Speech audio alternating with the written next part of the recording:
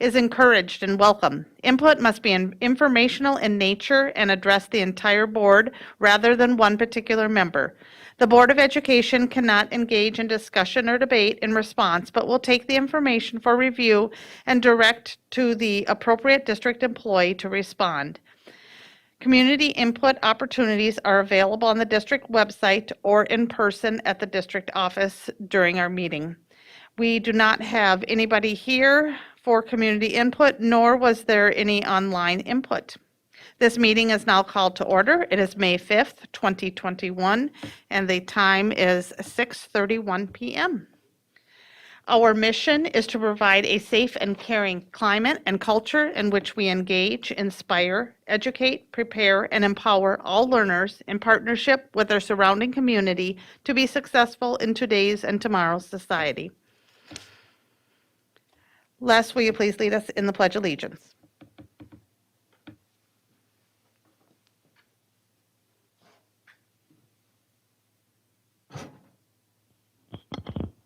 I pledge allegiance to the flag of the United States of America and to the republic for which it stands, one nation, under God, indivisible, with liberty and justice for all.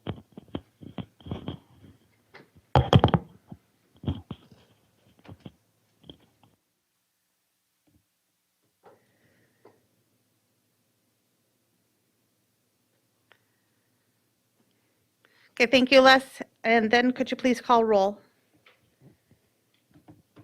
Scott Andresen. Here. Al Dahlgren. Here. Zach Dorhold. Here. Les Green is here. Shannon Hawes. Here. Natalie Ringsmuth. Here. Mona Segura Schwartz is not present this evening. The following cabinet members and staff are present at the District Administration Office: Superintendent Willie Jett, Assistant Superintendent of Secondary Education, Dr. Laurie Putnam, Executive Director of Operations, Gary Ganji, Media Technicians, Paul Novak and Gordon Scott. Custodian on site is Steve Hain. The following cabinet members are virtually present: Executive Director of Community Education, Adam Holm, Director of Community Engagement and Communications, Tammy DeLand, Director of Equity Services, Ellen Stewart, Executive Director of Human Resources, Tracy Flynn Bowe, Executive Director of Learning and Teaching, Laurie Posch, Executive Director of Research, Assessment and Enrollment, Dr. Sylvia Huff, Executive Director of Student Services and Special Education, Carol Potter, and Executive Assistant, Jan McGuire, is virtual. Yes. Great. I'm sorry, I was a bit taken aback. I was looking at Dr.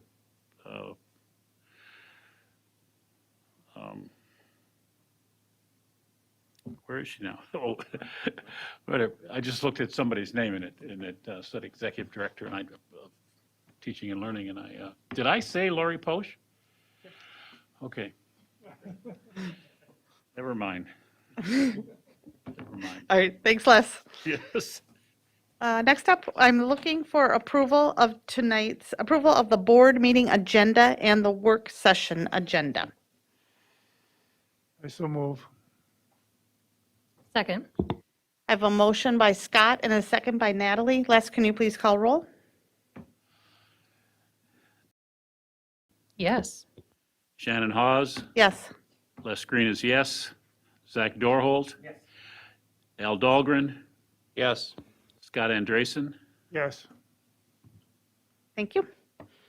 Next up is the consent agenda. The consent agenda consists of non-controversial items that the board adopts routinely without debate. Any single member may remove an item from the consent agenda prior to the consent agenda being moved for adoption. Prior to, for defining, can be referred to consultation before the meeting with the chair, or at the time a call for motion is made and the removal question is asked. So at this point, I'm asking, are there any members of the board that would like to remove an item from the consent agenda this evening? Okay, then I'm looking for a motion to approve the consent agenda. So moved. I have a motion by Al and a second by Zach. Les, can you please call roll?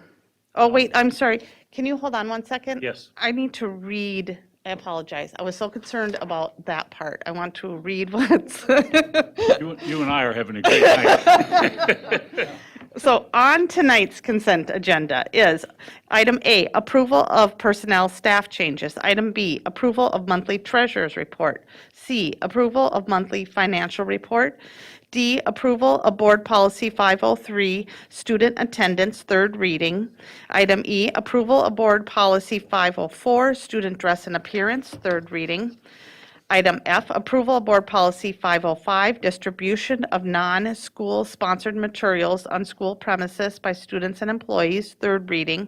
Item G, approval of Board Policy 509, enrollment of non-resident students, third reading. Item H, approval of Board Policy 510, school activities, third reading. Item E, or I, approval of Board Policy 520, student surveys, third reading. And item J, DAO roofing project change orders totaling $3,322.00. So again, I have a motion by Al and a second by Zach. Les, can you please call roll to approve the consent agenda? Al Dahlgren, Yes. Zach Dorholt. Yes. Les Green is yes. Shannon Hawes, Yes. Natalie Ringsmuth, Yes. Scott Andresen. Yes. Okay. Thank you. That was much quicker than last time.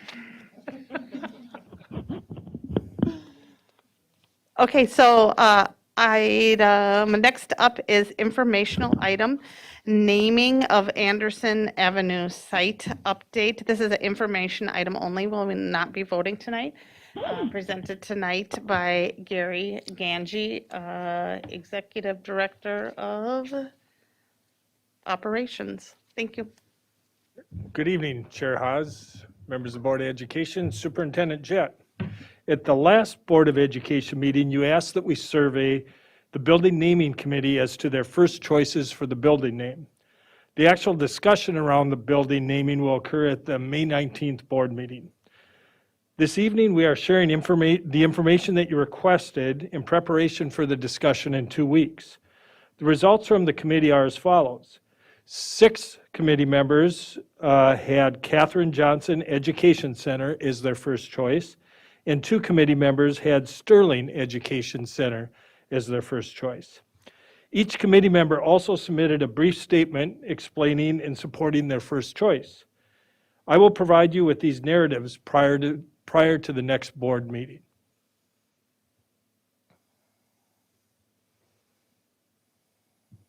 Thank you. And can you also send that out to Monica too, who's not here? Yes.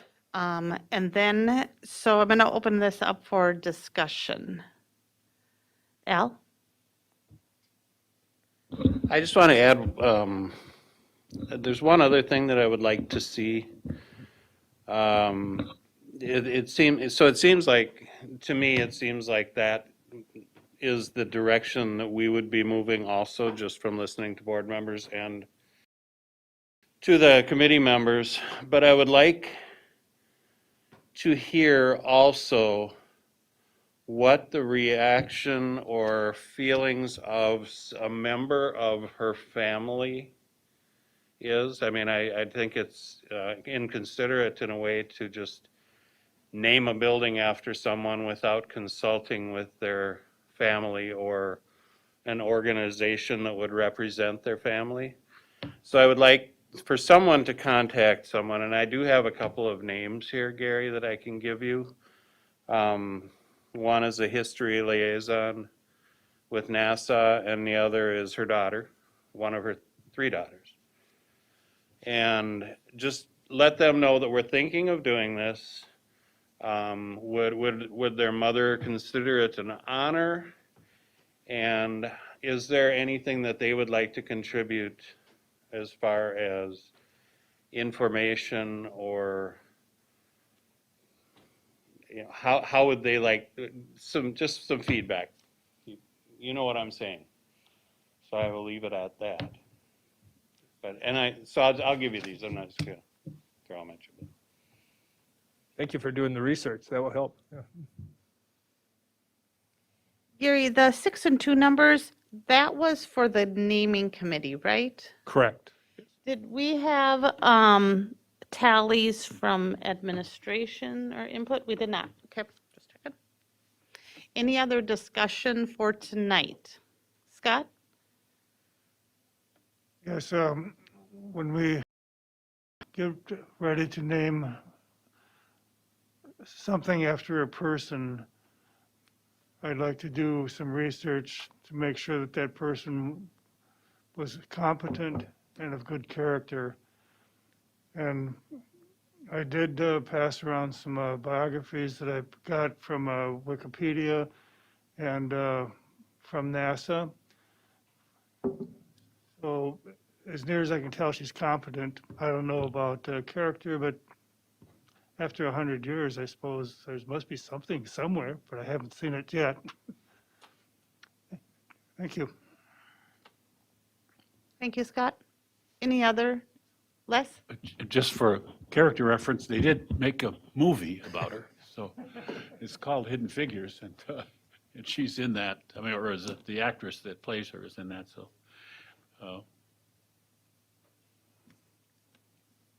that's all.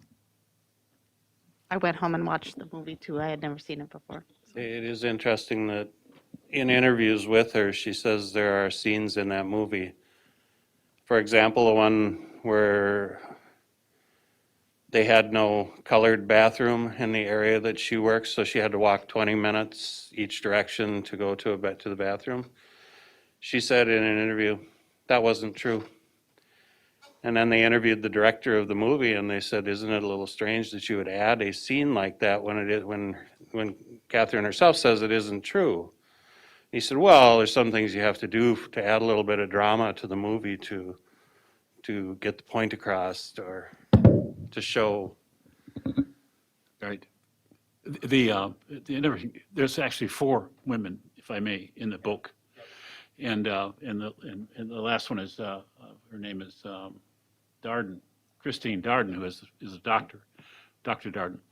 But they explained to her that they couldn't put her in the movie because the timing. I mean, understand, this is a movie they're making, spending millions of dollars to make money to entertain, not educate. They're not teachers, so they're making a movie to entertain people, so they need some entertainment. They need some drama.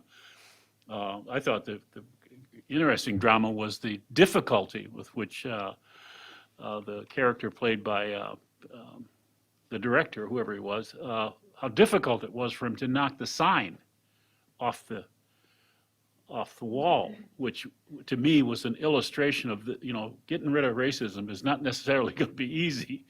And I was surprised that they made the point of how difficult it was to knock that thing off with that huge crowbar or whatever he had. So it is a movie with great actresses and actors who did a good job of entertaining the public, which doesn't necessarily have to be exactly what happened. They would tell you things that are sponsored or centered around, what do they call those actual events, but some poetic or license is taken to make it to keep you interested in the movie. So, but by the way, she did decide where to put all those ships and all those airplanes in that big ocean to catch that boy when he came down so he didn't drown. So that was a big deal. Impressive. Anything else? All right, Thank we'll you. be back and, go ahead.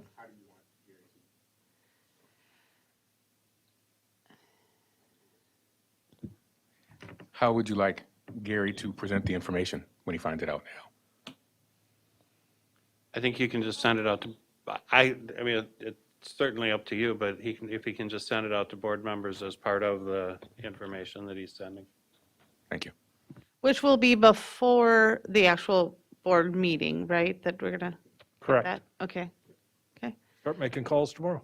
All right, thanks again. Thanks, Gary.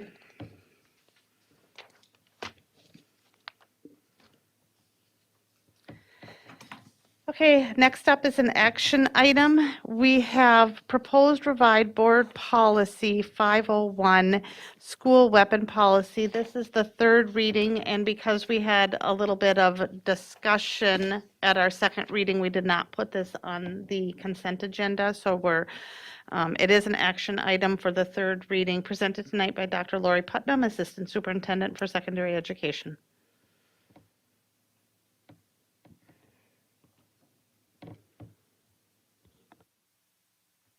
So much. So we had one correction yet to cover, and it is on page 4A. I will pull it up for you on regarding how to guide a student who finds a weapon or perhaps has one in their possession when they unintentionally at school. So you'll see that we have clarified the language to direct a student who finds a weapon on the way to school or in a school location to leave it where they found it and immediately notify an adult. And then we give several examples. And then a student who unintentionally possesses a weapon shall not be considered in possession of that weapon if they immediately turn the weapon over to administrator or staff member or notify of the location.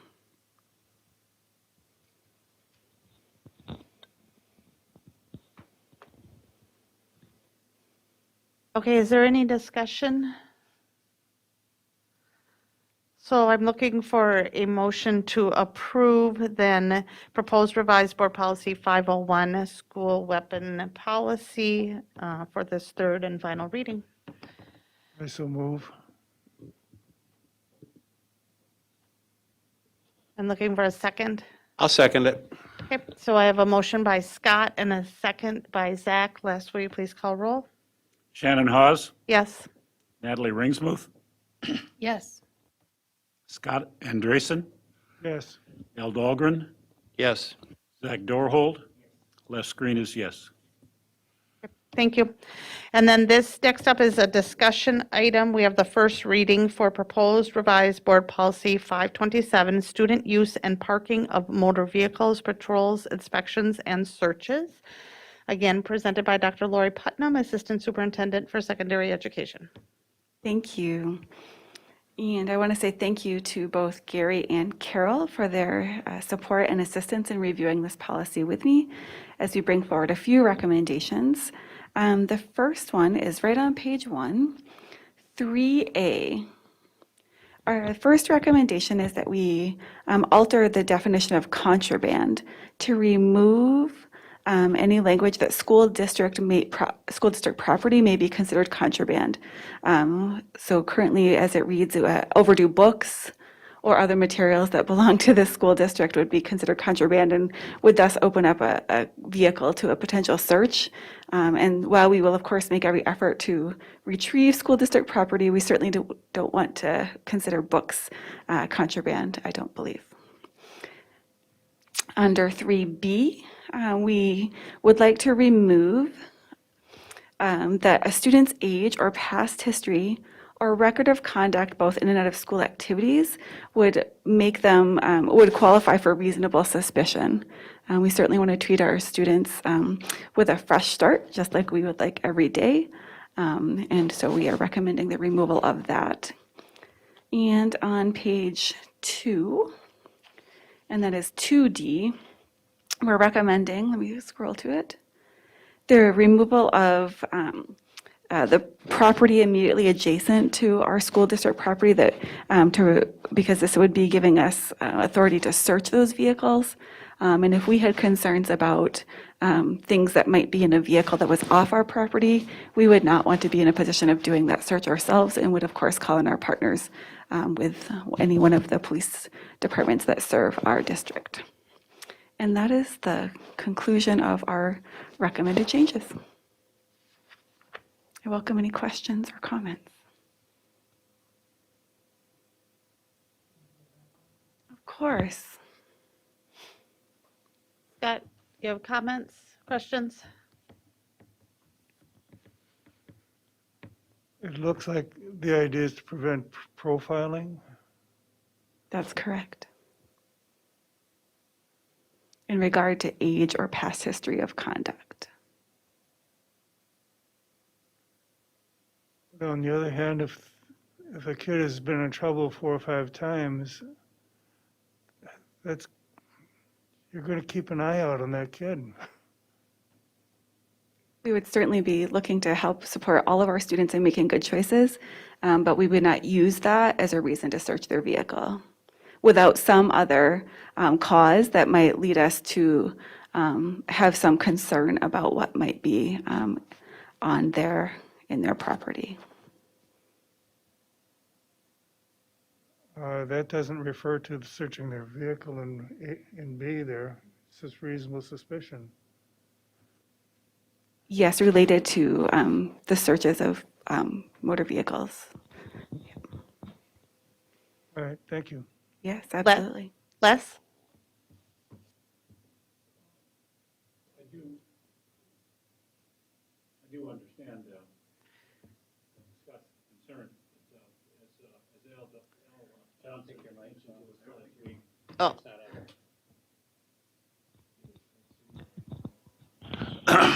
My point was I don't disagree totally with Scott's point of view, but we're an educational organization. I think that Al Johnson made a very clear point last week about every day is a new day. And that if there are situations in which there may be danger, appropriate kinds of things can be done. I think that's why the reason for the not trying to avoid your past deciding your future in school.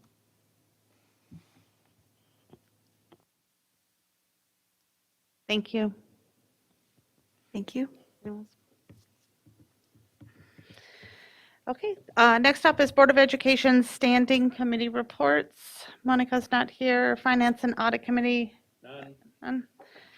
Legislative Committee? Nope. Personnel Negotiations Committee, Les Green, Chair. Yes, we met today.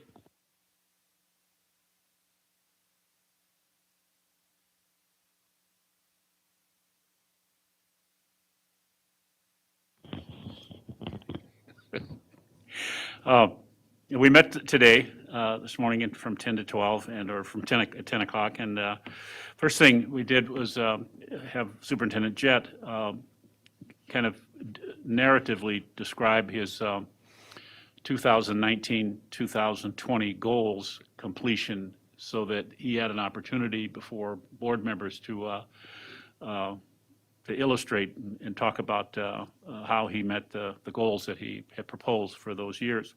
Because we didn't get a chance actually to do it at the time. We put it in the record. And it was delightful, to say the least. And some of the examples were quite good in terms of what happens when the superintendent walks around the school and walks into classrooms and what the kids do. And so it was an interesting concept, and we applaud him for the work he did in meeting all of the requirements and the creativity used in those. Tracy provided an update regarding upcoming negotiations with our employee groups. As those of you know, it's that time of the season again for contract negotiations. All the contracts that we have with the 12 groups expire on the 30th of June of this year.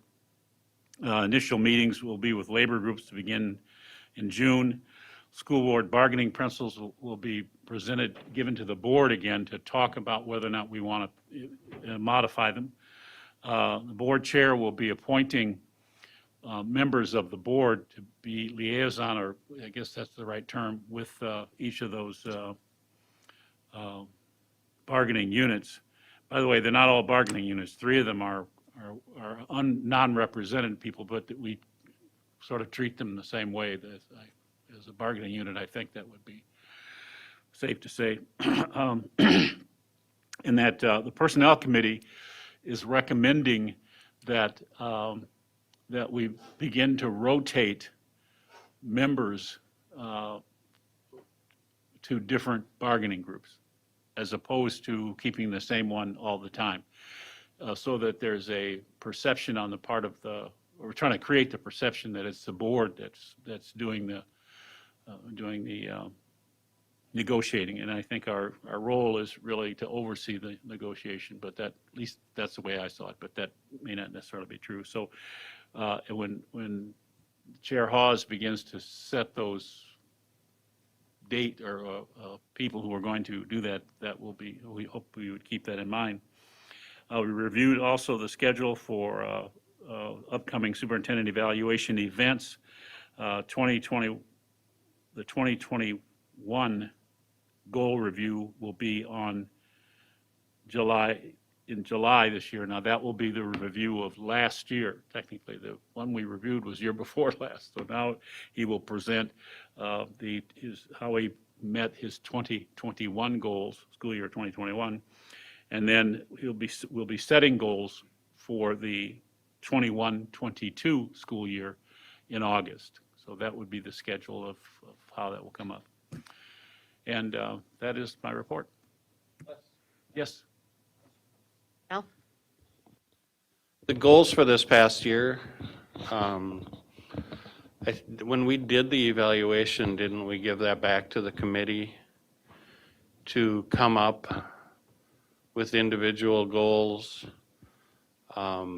over the course of the year instead of giving a list of goals at the beginning, or am I confused on that? No, actually, that is correct. To work with Willie to put those goals together, I believe. But Yes. that's the adoption of those would actually occur in August Of this year?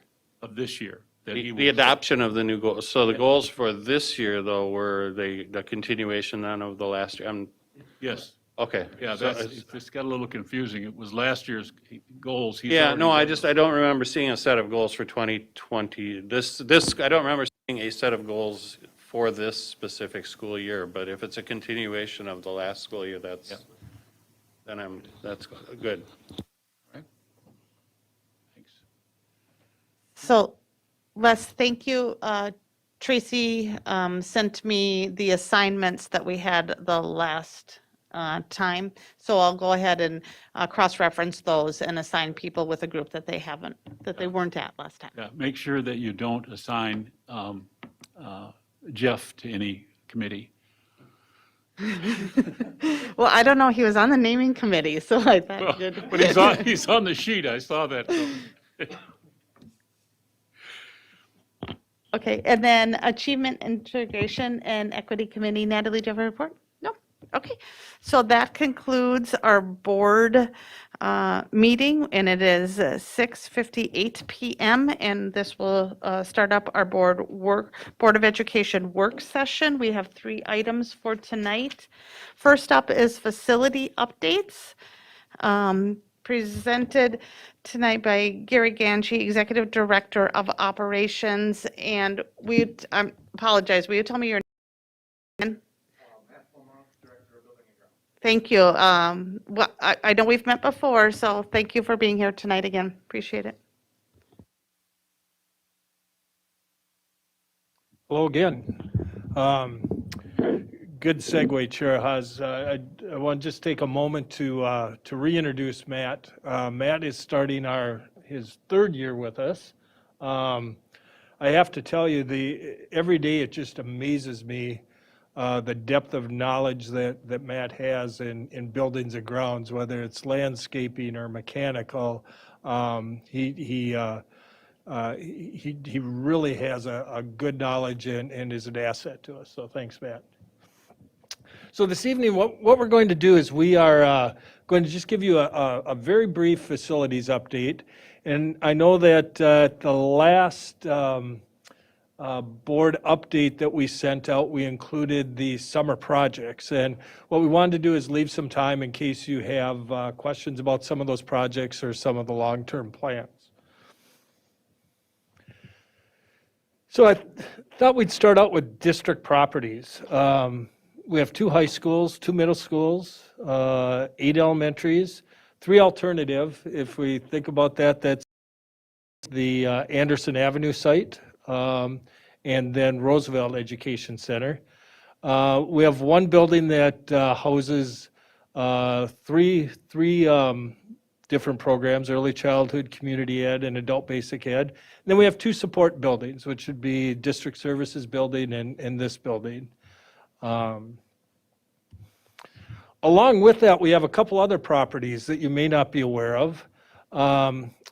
I'll start in the upper right. That's Clark Field. I visited with Superintendent Jett on this, whether we include this, because there's some action going with the city, but it is still our property. But as you probably saw in the paper yesterday, we're in discussions with the city on Clark Field. The bottom photo is some land that we own out. It's between County Road 8 and Highway 10 in Sherburne County. And we own 80 acres out there. That's a site that we could potentially have for a additional building if we ever need one, or it's land that we could sell to buy other land for a building. It's when we buy land, it's kind of hard to predict where population is going to grow. We work with demographers and try to figure that out. What's interesting, and that screenshot didn't pick it up, but if you moved further to the left, which would be west, you hit the Mississippi River, but it comes out on 33rd Avenue, and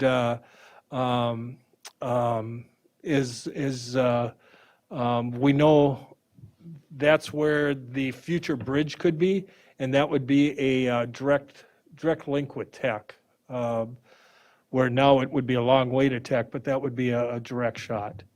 And then in the upper left-hand corner is Meyer Schoolhouse. Meyer Schoolhouse is a one-room schoolhouse that we own.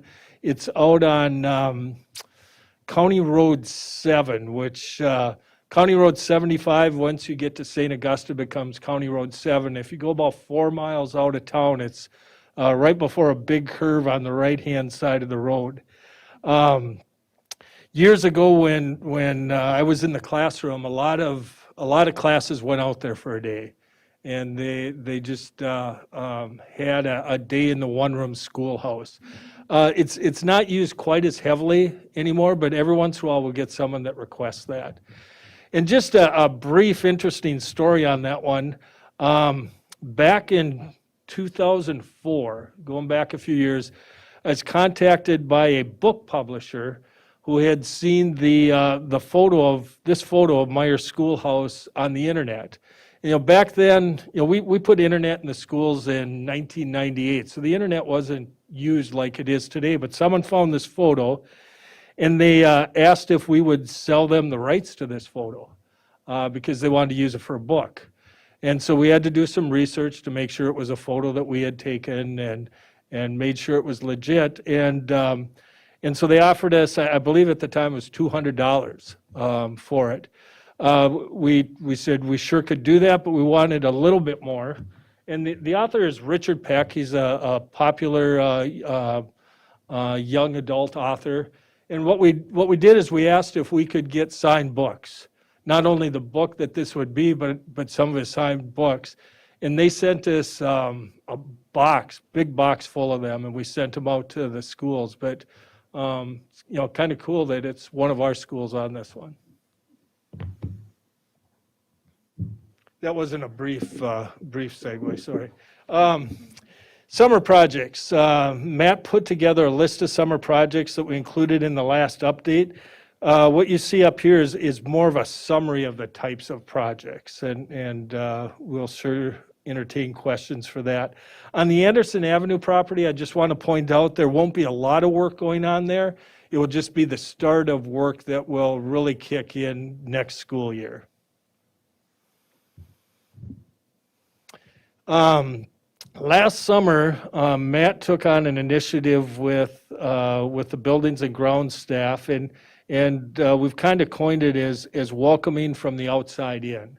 Let's start with our grounds. Let's get things looking good and welcoming. And the better it looks, it becomes an attractor. People want to go to school there. And so last summer, a lot of time was spent on ball fields, on trees and shrubs. Apollo and North specifically had a lot of work there. Planters were updated and cleaned out. We took a look at grass, took a look at weed control, took a look at irrigation systems to make sure the irrigation systems were watering, that we weren't getting rust on buildings and sidewalks, and just really concentrate on the appearance. Also, one thing Matt looked at was the staffing. We added some more folks to the ground staff, and this summer, we've added some temporary staff as well. And then what we started was, we're starting to partner with service groups and different groups. Once we get a building looking nice, one of our challenges is, we have students that can help with gardens and those types of things. We make it part of the educational process. But once summer rolls around, a lot of those students aren't around. And so one project in particular is the Optimist Club. They have a park over on our Roosevelt property that goes years back. And we've been meeting with them once a month, and they're providing some horsepower for us as we clean things up and plant things. And they're readopting that school to help us out with that. The Kiwanis Club has always had an interest in Lincoln. We'll probably further that partnership as we do improvements there. And when we get in the high schools, the Honor Society at Apollo has adopted the courtyards and the front area. And so that partnering is really important, that once we do this work, that it continues to look nice. Some large projects on the horizon. We've done a lot of HVAC work over the past few years, but we have our 3 1990 schools, and we still have the C Wing at Apollo to do. The C Wing at Apollo, once we get to that referendum discussion, there could be some major changes to that C Wing. It's the wing on the furthest south part of Apollo, and so we've been reluctant to do that because it would have to be redone. And then we have just annual improvement rotations, whether it be parking lots or tuck pointing, those types of things that we will continue. One thing that you, when we looked at some bond funds about 4 or 6 weeks ago, one thing that you had approved was some money that could be used for signs. We've been working with Amy on that. We're waiting for some of the pricing to come in on some of those projects to see what we would have have available for signs. But what we're looking at would be the schools listed there: Apollo, Madison, South, Talahi, is all possibilities for those signs. And these would be the electronic signs that you see that we put up at Westwood and North and have by Apollo. And we're also exploring a sign at Kennedy, electronic sign there. But on that one, we could use LTFM funds for, because we have an existing sign. I had a conversation with Al about a week ago, and one thing that Al talked about, and I think was a really good recommendation, was why don't we just have a slide and mention all of our schools that have an opportunity for nature around them. And when you start to look at that, it's impressive where our students have these opportunities, and it's a variety of opportunities. And with that, we'll open it up to questions and get into specific project questions. I'm going to turn it over to Matt. Does anyone have any questions or comments for Matt? Zach?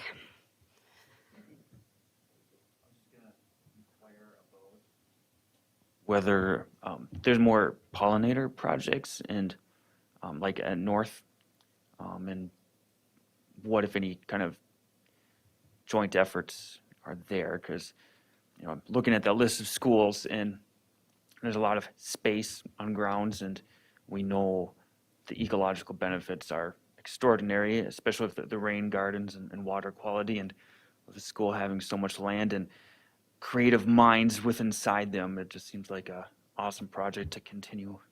When we tag team that one, as far as upcoming projects, the North project was homegrown, came from the staff there, and then we were able to facilitate. You live right behind me, you drive by it each day, and 2 years ago, it got a little bit out of hand. We had a lot of geese over there and all sorts of things. So Matt, maybe you could talk a little bit about the steps you took there. Yeah. That was when I was brand new here. So I got baptized fairly quick on nature and rain gardens and stuff like that. So, but North came from a student, and that was a project about 5-6 years ago. And it did get out of hand. We had people, we ended up knocking it down, doing a maintenance mow. So then we had people saying, hey, you're destroying it. And then we had other people saying, hey, it was, let's go back to grass. So you get both sides of the story. So we partnered with a company, the cities, who helped us and kind of trained our grounds people and engineers what to look for. We still have an agreement in place where they come out twice a year for Kennedy and North to look at it, see what's growing, what can we do to increase what we want and what we don't want. So we're doing maintenance mows with them. They tell us when to mow, but they're kind of coming out and educating us on them two sites. Another note, we have prairie burns probably coming up at Kennedy. We probably have one coming up at Oak Hill. Clearview's reached out to me, so that's another nature thing that we kind of work with local fire departments and local groups to partner with the community to do our burns and keep that stuff safe, and so we can keep going long-term on that, so.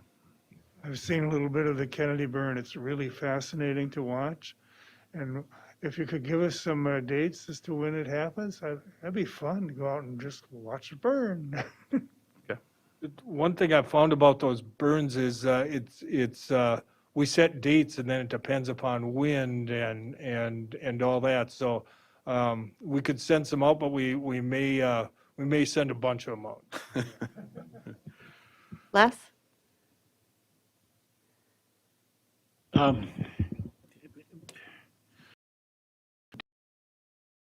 Before the burns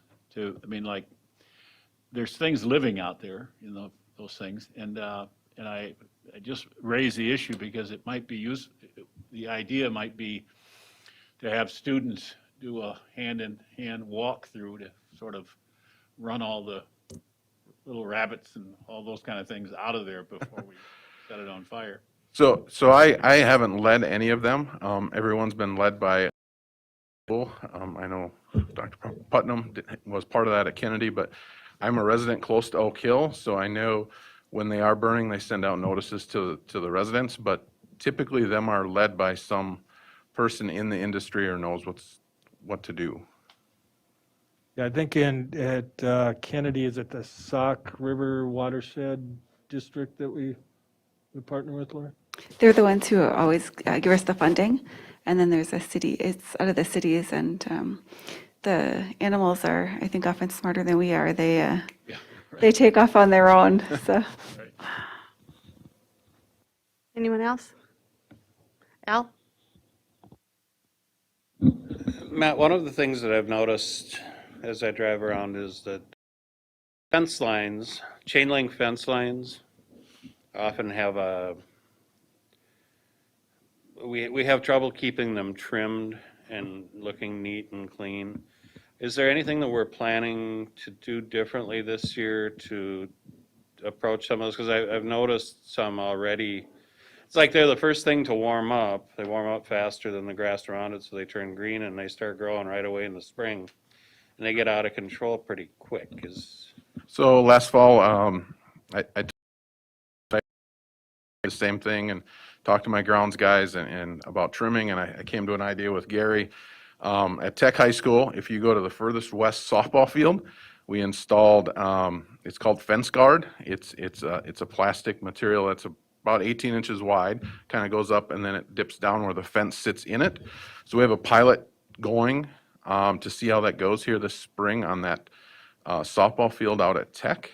We do have enough material to do one more baseball field and 2 more softball fields. So that was kind of our pilot for that product. We got it in a black color for there, but it does come in other colors if we would want, but it gives you about a 6 or 8 inch mow edge on both sides of the fence to keep down grass. So that's in the works. And would we be looking at that for all fencing district-wide, or is that just for like fields? Because, I would say that it would be a solution district-wide once we understand it. It's a new product, so I'd have to meet with Amy on budgets and Gary on budgets on how we roll that out. It's about $250 to $3 a foot. But it saves a lot of money in trimming when you put a guy out there with string, and fence is really hard to hard trim to do. against. It takes a lot of time, plus it takes a lot of string and stuff. So we kind of ran the numbers on it and said we'd pilot it, so. and then as far as the schools with planters and gardens, we have some of them covered with co-ops, with local organizations, but for those that aren't covered that way, what's our plans on those? Are we looking at something that's more of a perennial type solution to those, or, I mean, we have so many and they're so, some are overgrown and some are dead. Yeah. You know, it's, So I've been working with a few of the local landscapers, a couple of them move snow also for us, so I've just picked their brains. We actually had one of our local landscapers design Talahi Oak Hill and Discovery. And we also partnered at Apollo and Quarry View last year to kind of at least get them back to a stage. The biggest thing we can do is a spring cleanup or whatever, cut down the dead stuff, clean it up, and then in the fall do a pruning or whatever we need to do on bushes so they don't get overgrown like Talahi's. That's an extreme case in front of there. I'm glad we're doing that building, and then to try and partner with, some of these people so that, with these extra grounds temp help, that maybe we can clean up some of these landscape areas and stay on top of it so they don't get overgrown, or if they're dying, to replace it. yeah, and some of them, it's like Tech, we put that sign in at Tech and then we put a big planter around it. And it would be a beautiful place for a garden full of color and to be kept that way, but it takes a lot of work and manpower to be able to do that, and they're not small gardens like Right. you have in front of your home. They're huge when you're building in a commercial property like that. Those planters around Discovery on Oak Hill, and they're so big, they're just, the size of them is hard to maintain. And then like Apollo's got a lot of gardens around it, like you said, and those were out of control, and you guys did a nice job of kind of bringing them back. But again, it would be nice to see some color in there and some not just basic shrubs or something like that. Just- Right, and that was the intent with the triplet 90 schools, was to add color and spring color, and then also have some plants in there that blossom in the fall. So we get, the end of year spring stuff, but then when we're coming back to school to also have some color. So that were all taken into consideration when we designed them schools. So, Good. You're doing a good job overall, though, I'll tell you what. thanks. The grounds I think, noticeable transformation in the last year, and I actually had people who commented to me that they, it's like, what are you guys doing differently this year? Because the schools sure look a lot better. And I think there was much improvement, and we still have a ways to go, but I do think it was an incredible job for the first year, and hopefully we can continue on that. Yeah, I mean, we've partnered with some pliers, so we know what grass seed to be putting down, what fertilizer to be putting down, because it's different for a football field versus our campus grounds, and really focusing on trying to, control the dandelion or broadleaf type weeds. You're going to see it again this spring, but hopefully 2 or 3 years when we get kind of in a routine here that grass is growing and we're getting rid of the weeds. So thank you for the compliment, though. I'll pass it on to the guys.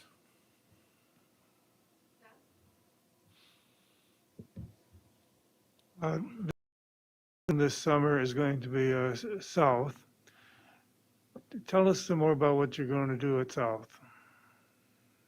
You want to take it or you want me to? I'll start and you Okay. jump in. How's that?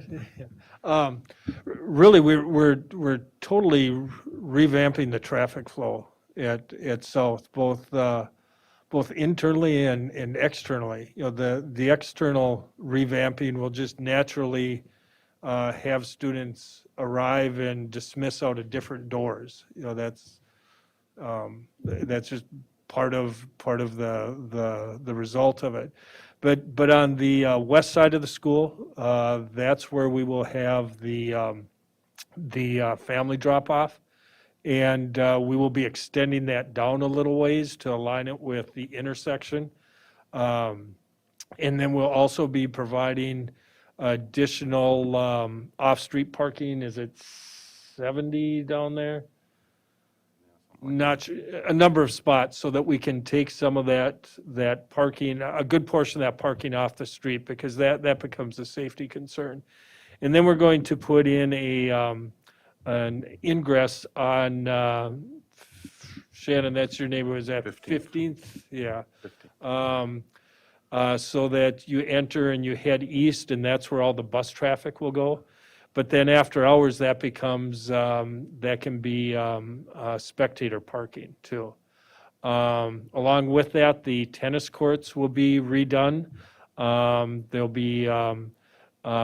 be fewer tennis courts, but they'll be totally redone. There'll also be opportunities for pickleball, and then additional parking on that northeast side of the building too. What else are we doing there? Oh, canopies. Go Yeah. ahead. So, yeah, to piggyback off that, in the winter, the roads get narrower and narrower, and that 15th almost ends up with a one-way road, one car. So this is a huge safety thing expressed by people that live over there. On the north side, where the athletic entrance and tennis courts are, we worked with the city and actually moved that to a one-way to try and alleviate two-way traffic and congestion. And now this will really just put all our traffic onto our property and kind of get off of city streets. And then Al brought it to us about a year ago, the canopies and what can we do at north and south. So at south with the construction, we're going to not do a lot to the canopy, but make it more welcoming. You know, put brick pillars up there. We're going to put a couple landscape beds off the side of it, just to make it more welcoming to the front of the building.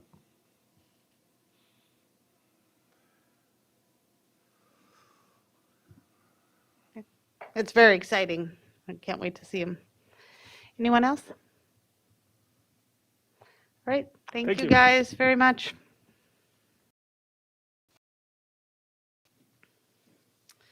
Okay, next up, we have, in our work session, we have EL and Immersion update, and presented by Kelly Frankenfield, Director of Multilingual Programs. I know you have Sue Lee with you, or Sue Lin, and will you introduce your team there?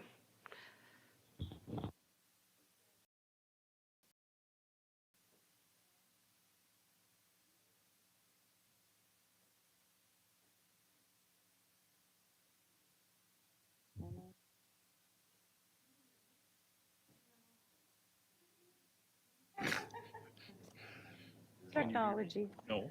Who knew it would be a microphone? All right, I'd like to introduce my team from Learning and Teaching. And on my left, I have Graham Litterst. He is our secondary EL coordinator. And at the end, we have Krista Potter. She is our English Language Intake Development Specialist at the Welcome Center. And right here, we have Sulin Hasbrook, and she is our coordinator for World Languages and Immersion.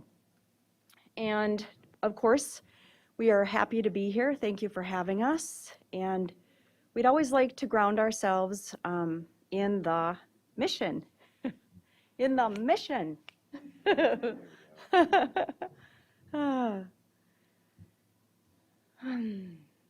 Perfect. Thank you, Graham. Right?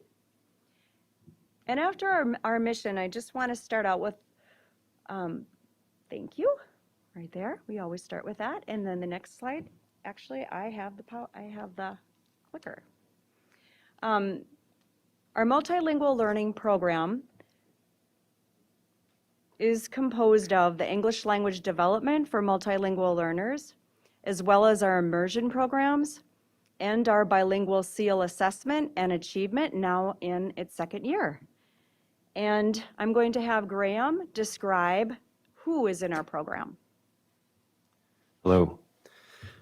Thanks, Kelly. Appreciate it. On this slide, you'll see the primary stakeholders involved in the multilingual learning program. Under the leadership of our director, Kelly Frankenfield, we serve 2,400 students who qualify as multilingual learners, or MLs. That's nearly 1/4 of our student body. There are 60 EL teachers and 20 immersion teachers throughout our district, and 11 bilingual EL paraprofessionals that support academic instruction and English language development in the classroom. Ongoing professional development support, coaching, and collaboration at all levels is provided by our coordinators, Sue Lynn Hasbrook. You want to take care of it? Go up here. You did practice at 2:30. Yeah, sorry. Can we go on and use this instead?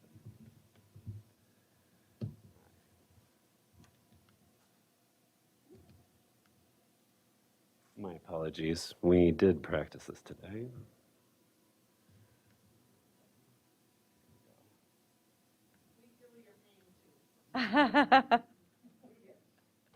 How do I? You just use, what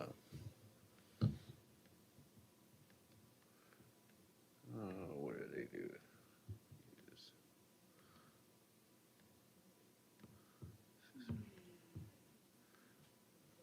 Tools.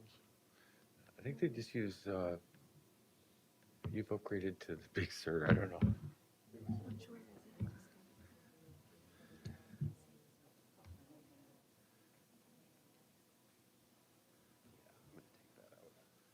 Okay, this is it. All right, so, sorry.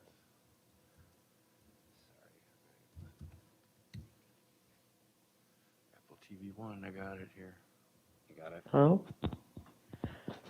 While we're getting back to the swing of things, I just want to say happy Cinco de Mayo. As the Immersion and World Language Coordinator, I feel obligated to tell you that. Thank you. And she's going to be doing a little dance after we're done here, so just stick around. My apologies on that. We'll get us back to our slide that we were just at. Thank you for your patience. Yeah, we really appreciate it. So as I kind of indicated, we have 11 bilingual EL paraprofessionals that support the instruction and English language development in our classrooms. And then ongoing coaching, collaboration, and support is provided by our coordinators, Sulin Hasbrook, Kate Lohman, who's on maternity leave, and myself. And we're fortunate to have our English language enrollment specialist, Krista Potter, to help with intake and enrollment needs at our Welcome Center. This graph showcases the multitude of languages represented in our district. Currently, St. Cloud School District has 52 languages represented other than English that are used in and outside of our schools.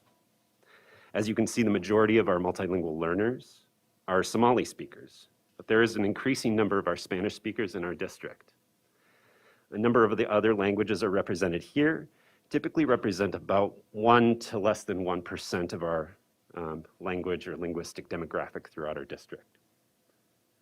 We are proud of the diversity, the linguistic diversity represented in our district. Recently arrived English learners is a term that we use for our subpopulation of multilingual learners, or RALs for short. These students can be in grades kindergarten through 12th grade, currently enrolled in Minnesota schools, and have been enrolled in a U.S. school for less than 1 year. This classification can only be done one time in their educational career. Students with limited or interrupted formal educations, also known as SLIFE, is another subpopulation of our multilingual learners that Per Minnesota LEAPS Act, students qualify as SLIFE if they have met 3 of the 5 following criteria. So students usually speak another language other than English outside of the school. They enter school after 6th grade, although our district has been identifying pre-SLIFE as early as 2nd grade in our district. Has interruptions in their school experience of 2 or more years. Performs on reading and math assessments 2 or more years below grade level peers. Or is pre-literate in native language, which means that they might not have had the access or opportunity to learn their home language.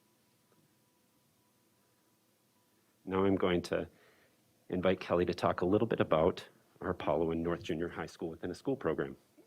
In the School Within a School, the board and cabinet had the opportunity to hear Principal Nutter describe the School Within a School implemented at North and Apollo this year. So I won't go into this further, except to say that this program allows us to provide more focused training, resources and materials to the staff and students at these 2 locations to support our recently arrived students and our SLIFE students. In addition to our programming at North and Apollo, we have our co-teaching model, which is now in our pre-K at 2 sites through 12th grade.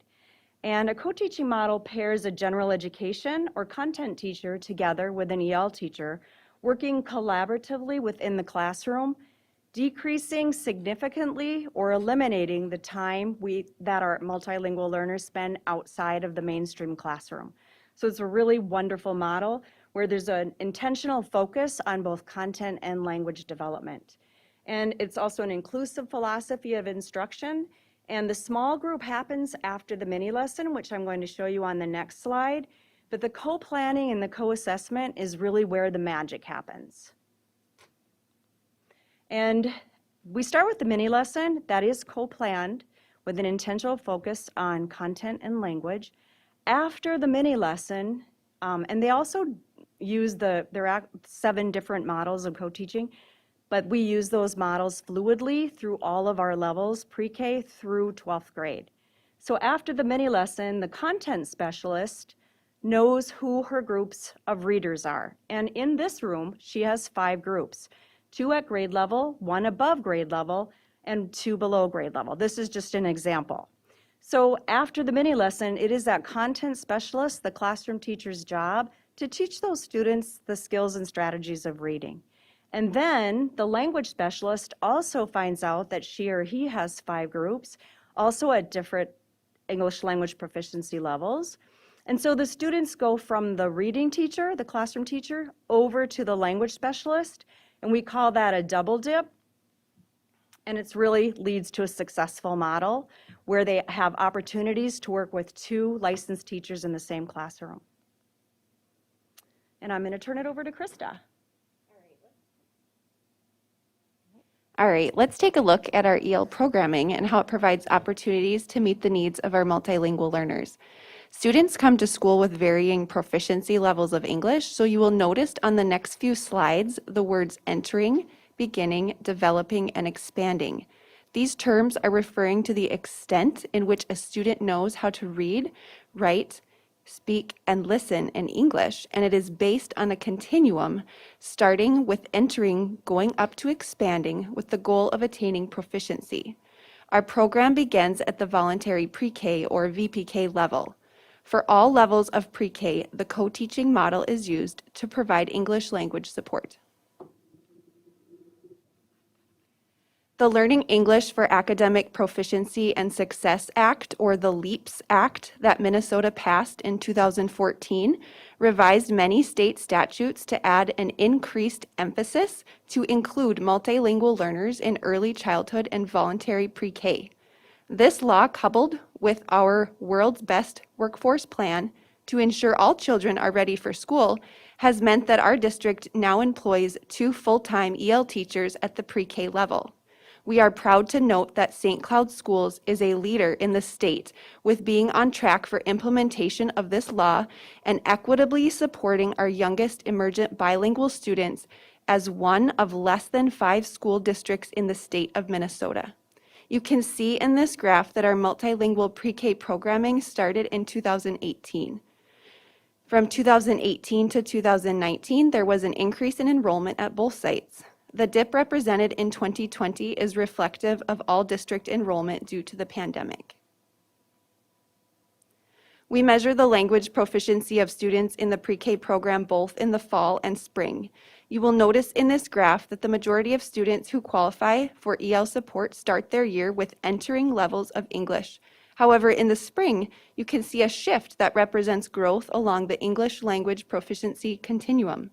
I will note that the spring 1920 data is missing, and this is due to the fact that we were unable to screen pre-K students during the stay-at-home order. Moving on to elementary programming. Once again, similar to the pre-K model, you can see the English language proficiency levels listed across the top of the table. The type and frequency of English language support a student receives is directly related to their level. Students are assessed annually on their English language proficiency, and we use that information to inform how much and to what intensity language instruction is provided. There is a combination of delivery models used at the elementary, which include an integrated co-teaching model, in-class instruction, and designated EL settings for small group language instruction. Students spend the majority of their day in the classroom with their peers, and their English language support is given by the EL teacher in small groups, as well as through the co-taught model. And now Graham is going to share the secondary program model. Thanks, Krista. Similarly to elementary, you'll notice the secondary model indicates the English language proficiency level from entering beginning all the way to expanding and proficiency. Read from the left to the right, you will see students gradually require fewer hours of service and support based on what they can do with their academic language skills. The columns on the left include our recently arrived English learners and students with limited or interrupted formal educations, which provide the English language development support for the majority of their school day in order to create an academic and linguistic foundation necessary to be successful throughout middle and high school. As our multilingual learners become more proficient, they enroll in courses that emphasize academic language and literacy development. As is with elementary, co-teaching is an essential ingredient that integrates content and language development. These programming models from pre-K through 12 has made some tremendous impacts on our graduation rates. In this chart, you'll notice there are graduation rates from 2018 and 2019, and the significant increase that you've seen of our multilingual learners is apparent in the right column. At the top of the chart, you'll have our 4-year graduation rates from our district and each one of our secondary sites. The bottom 4 rows indicate our 7-year programming, which is reflective of the need of our students with limited interrupted formal educations and the need for more time in our system to develop the academic and linguistic proficiency needed to move on to career and college.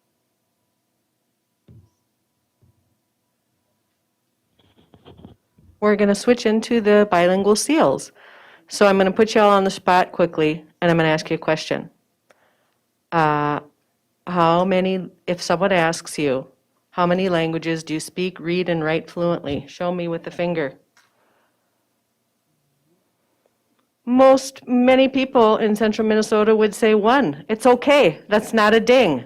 My point is, when we ask St. Cloud School District students this same question, we serve 2,500 students that speak over 50 languages. So thus the importance of the bilingual seal.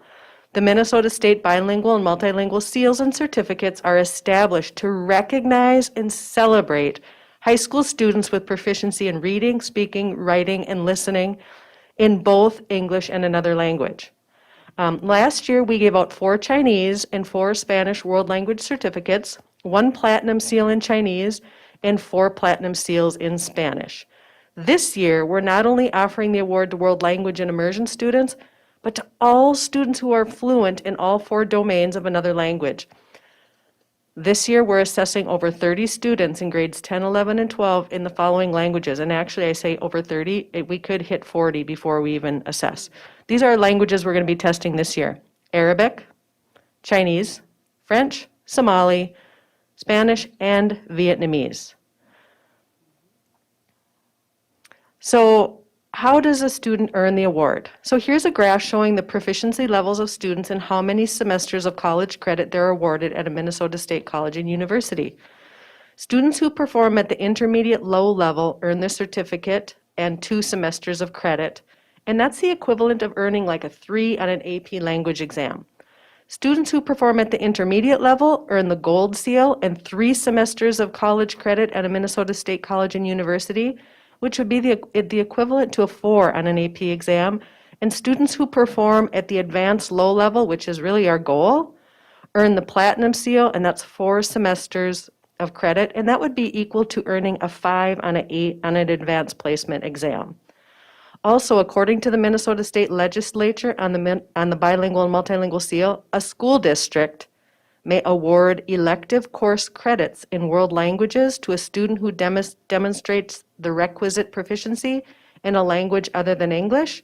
So that means that our students could also get high school credit by earning the seal or certificate.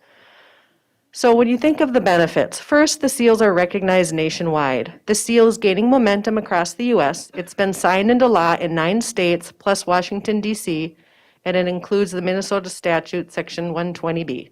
Second, it recognizes and validates language diversity and looks at being bi or multilingual as an asset instead of a deficit.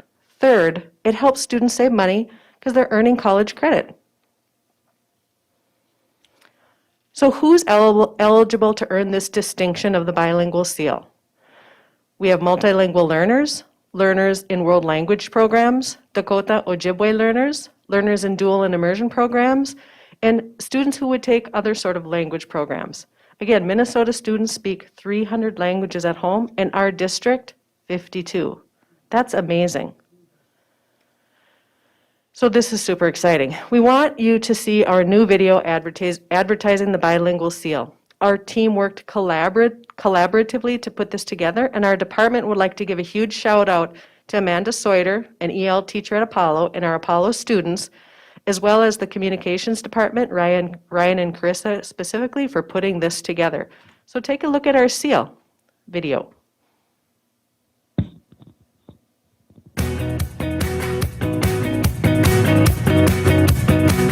Bạn có biết rằng bạn có thể nhận được điểm cho trường đại học khi bạn biết 2 thứ tiếng? Đúng vậy, học sinh biết 2 thứ tiếng ở trong vùng St. Cloud State có thể có khả năng nhận được thành tích là nói 2 ngôn ngữ và nhiều ngôn ngữ khác nhau. Do you know that you can get college credit for speaking another language? Yes, students that are bilingual from St. Cloud area school district have the opportunity to earn state bilingual and multilingual shields or achievement award. ardada dhigata fasalka tobanaad iyo wixii ka sareeya misana luuqad kale wax ku qori kara kuna akhrin kara ayaa qaadanaya testigan si ay uga guulaystaan 4 semester oo ah college credit si free ah at Minnesota State College and Universities. Students in grade 10 or above who can read and write in another language can take this test to earn up 4 semesters of college credit for free at Minnesota State College and Universities. Tout ce que vous avez à faire, c'est de passer une texte si vous parlez une autre langue que l'anglais. Vous pouvez gagner du crédit en fonction de votre niveau de langue. All you have to do is take a text if you can speak another languages besides English. You can earn credit depending on your language's level. Avísale a un maestro, consejero o administrador que estás interesado en el sello bilingüe o haz clic en el sello bilingüe en nuestro website y rellena la información. Let a teacher, counselor or administrator know that you are interested in information on the bilingual seal or click on the bilingual seal tab on our website and fill out the information. Bài kiểm tra này không tốn bất kỳ thứ gì, nó hoàn toàn miễn phí và đây là điều tốt nhất để chúc mừng những người có thể nói 2 ngôn ngữ và nhiều ngôn ngữ khác nhau. Sẽ có một người nào đó làm lên lịch cho bạn để làm kiểm tra. Một khi bạn làm bài kiểm tra và có kết quả đó sẽ được đưa vào bảng điểm của bạn. Và đây là cách tốt nhất để tiết kiệm tiền khi bạn vào trường đại học. Hãy tìm hiểu nó vào ngày hôm nay.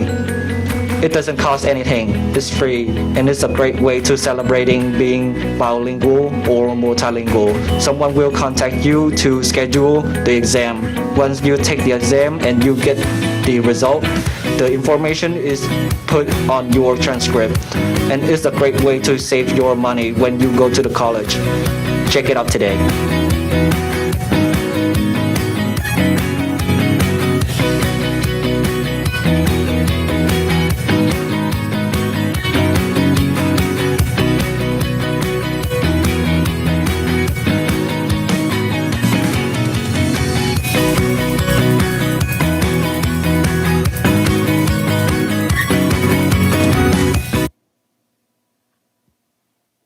Thanks for sharing that.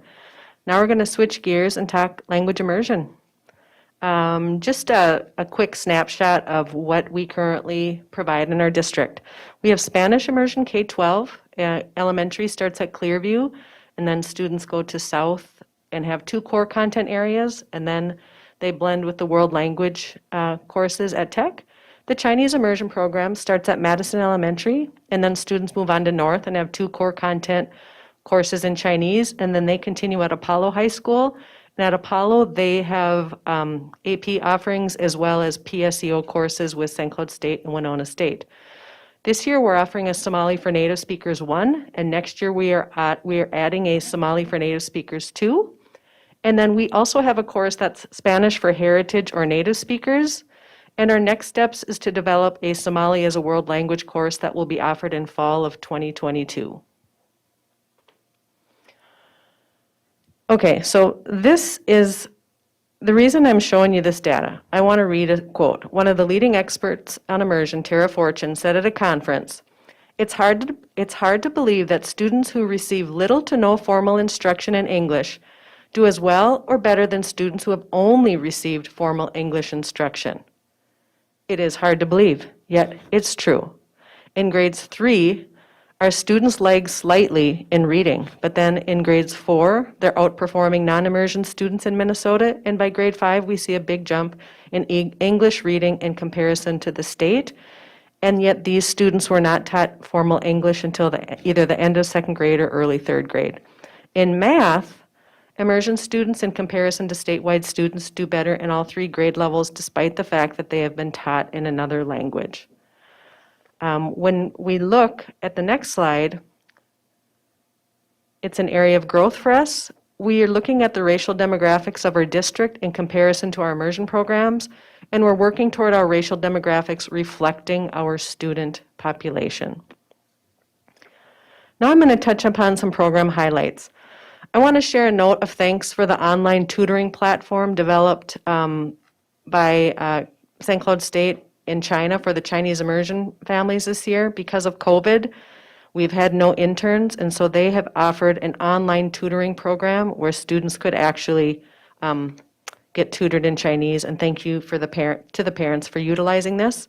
Also with St. Cloud State, they are offering a new initiative for Chinese immersion high school students called Story Circles, and this aims to provide students with meaningful opportunities to cultivate intercultural and interactional competencies. I didn't have a slide. I just wanted to mention that because I had to tell you that. So speaking capstone, with this slide, we offer a capstone trip in grades 8 and 9 to our immersion students who have been learning that language for 9 or 10 years. Our first cohort went to China in 2017. That's the top picture. And then they went to China in 2018 and 2019, and then COVID happened. So there was no trip in 2020 for China. The Spanish immersion program had their first capstone trip in 2020. They went to Ecuador. They just squeaked it in. They left in February and came back, and COVID hit. So all trips were canceled in 2021. Now we're looking at traveling again in 2023. We're opting to skip 2022 for a few reasons. First of all, safety.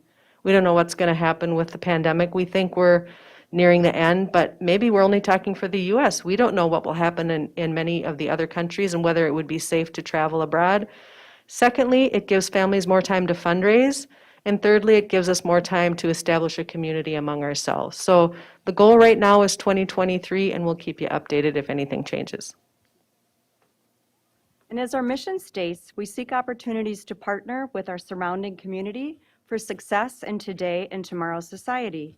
We partnered this year with Huda Ibrahim and her husband, Tajir Reje. Many of you are familiar with Huda and Tajir from the Dine and Dialogue sessions held at the Great River Regional Library last year. Huda provided professional development in culturally responsive teaching practices for staff. She presented a session on her role as a published author for our students at North Junior High in the Somali for Native Speakers class. After hearing Huda read "What Color is My Hijab?", one of our students commented that she now feels she can be anything she wants to be when she grows up. Lastly, Huda and Tajir are helping us to write curriculum aligned with the world language standards in Somali. And I'd like to just end with a quote. Oh, I can't forget this. This is one example in her book, but it's really fascinating when you're in a classroom with girls and you can see them just sit up taller and smile and look around, and they are so proud. And this is a wonderful book and really empowering for our students. And then we'll end with a quote today. Again and again, researchers have found bilingualism is an experience that shapes our brain for a lifetime. One language sets you in a corridor for life. 2 languages open every door along the way. Thank you very much. Do you have any questions? Oh, I forgot, we're gonna dance. Oh, after the question and answer. Don't forget. Les?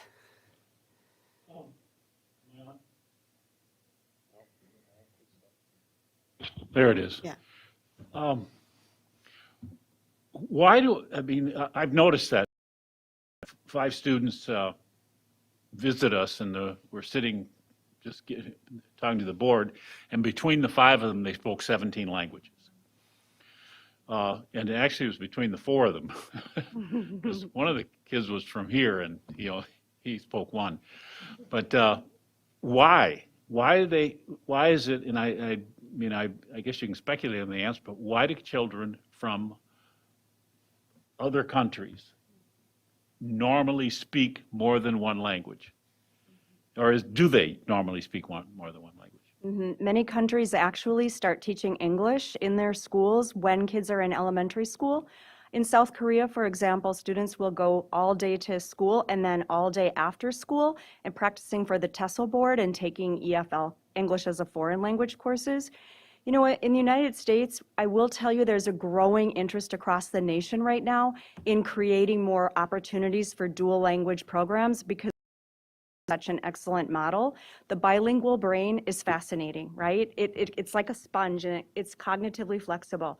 Right now in the United States, we have a monolingual, focus on English, but many states, it's a growing movement right now. So we're hoping to catch up.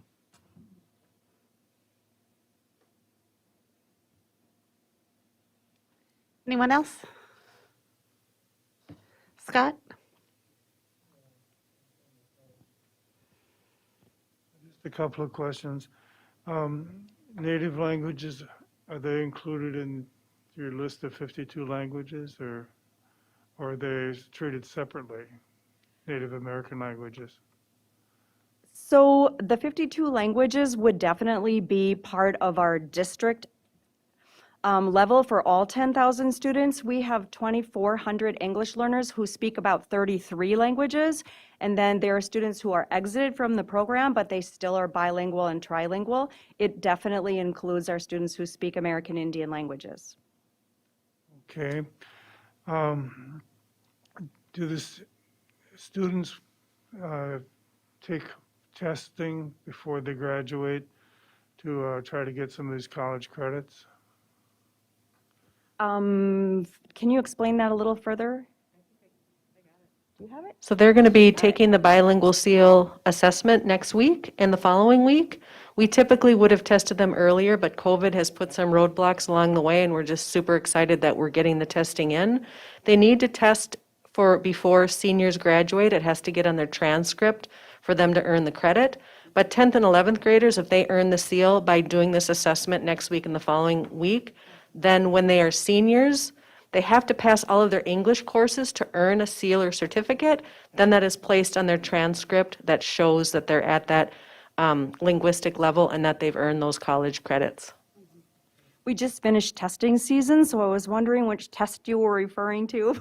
Yes. Thank you, Sue. Thank you. Thank you. Al? Did you say what percentage of students in the more than one language total? Do you know? We have 24% of our students are English learners. They all do. And then beyond that, I don't know what the total population would be. We'd have to look. That's a good question to think of adding all of the world language learners as well. I think the challenge is where do you draw the line if you've had a level 1 course versus someone who's had all 4 levels of a world language Right, course? well, yeah, because there's a lot of students that would speak proficiently more than one language, and they're not counted from these courses, or they're not really considered EL students. That's the neat thing for the bilingual seal. Sorry to interrupt. Any student can take it. You don't have to be an EL student. Any student who speaks more than one language can earn this credit. Yeah, no, and I love that seal. It's a really good idea. It's a way to inspire kids to go on to college, and they've done work and done things. I mean, I would like to see that actually expanded into some other areas, like knowing a couple of. I know one language, by the way, so I'm just speaking on what people tell me. But if you speak more than one language, it opens up more brain pathways, and you become a clearer thinker and better thinker. But so does things like music and art. And there are kids who work very hard and become very proficient in music and art. And I would love to see some type of a program similar for those students also, where they could earn college credit by becoming proficient in music or proficient in art. I think that would be a wonderful thing. And the other thing that I was going to say is I would love to see, we're getting really good at making videos, and I would love to see us make a video that really highlighted this, how do I want to put this? The students, if you are an English-speaking student and you learn another language, that is celebrated. And people talk about it, great job, and man, 2 languages, that's incredible. If you are a student coming to us from another country and an EL student, you are looked down upon, like, you need to learn English. Why don't you figure out, you need to speak better English. And it's not celebrated in the same manner. And I think that it's interesting to put together some type of video that would truly highlight multilingual students of both genre, if that's the right way to say it, but kids that have English speakers who have learned another language, students who speak another language who have learned English, and to celebrate them all in the same way and that it's the same thing, people. And we should be celebrating all of them because they are all multilingual students. And when you have a district, the reason I asked that first question is, I would guess that we have, 50% or better students that are multilingual in our district. And if you would compare that to the population around here, I bet you it's less than 10%. I bet you it's 5 to 10% that would be multilingual. And it's an incredible feat, really. And compare it to area school districts. What is Sartell or Sauk Rapids or Holdingford? What percent of their students are multilingual? And you think about that and the way that we celebrate English-speaking students learning another language, that's just a celebration to be had. But think about our district with better than 50% of our students are multilingual, and we're doing it. We have staff that's teaching these students, be it learning English or learning a foreign language. And I mean, it's an incredible job, and it's a lot of work, and I couldn't follow some of the slides that you were going through. It's a little above my pay level. But, an incredible job. Thank you. First of all, I want to say Oh. thank you. Hold on one second. Mhm. I just wanted to add to what Al was. In Minnesota, we are Minnesota nice and we don't necessarily brag about ourselves, okay? And here's one of those moments that Al is saying, as a district, we should be celebrating. It's a way for, it's a marketing tool. It's something that sets us apart. And as somebody in the community, that's a reason for me to want to be part of that district.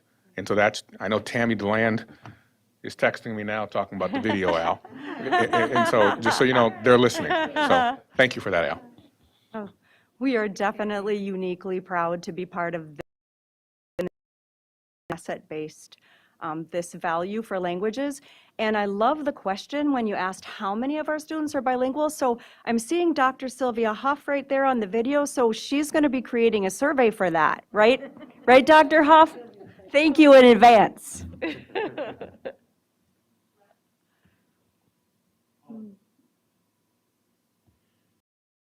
A definitional question for you, so I have a better understanding. If you compared bilingual to playing the piano, and now when you say someone is bilingual, well, maybe the piano's not a good, you know, I know 3 words in Spanish that are very, very useful for me, okay? But the question is, and I'm not bilingual, by the way, but those are useful. But if someone were to say that they, or if you're saying we have students who are this many students that are bilingual, they speak 2 languages. What does it mean, or at least just for sake of helping me with this, if you compared it to piano playing or horseback riding or any other skill, how well do they speak both languages is what I'm trying to figure out. Hello? So when they take this assessment, proficiency assessment tool that's going to rate them on their ability to speak, read, listen, and write that language. And so we could have students who are very proficient at the advanced level in speaking and in listening, but if they can't write or read in that language, they would not be able to earn the seal because you have to have a certain level of proficiency. So thinking of the piano, if you can just do chopsticks, that's probably not going to earn you anything. But if you can, you know, if you've learned piano for a good 3-4 years and you're up there and doing a pretty good job at your recital, you're going to earn the college credit. And if you're even better than that, if you're like, whoa, you've taken piano for 10 years and you're like a master, that's giving you that high level of proficiency, which is at that higher level, which is advanced. And that would earn you the 4 semesters of credit. And it really has to be in all 4 domains, which is reading, writing, speaking, and listening. That's the trick. Some of our students can speak a language and they can understand, but it's that reading and writing piece. The question I had was, and that's good information, but is like, when we are saying to someone that we have bilingual students, meaning their communication level, that if a German comes into the room, they can speak German to the German. If an Arab comes into the room, they can speak Arabic to the Arab and communicate and understand each other. That's the level I'm wondering if that's what when we talk about being bilingual.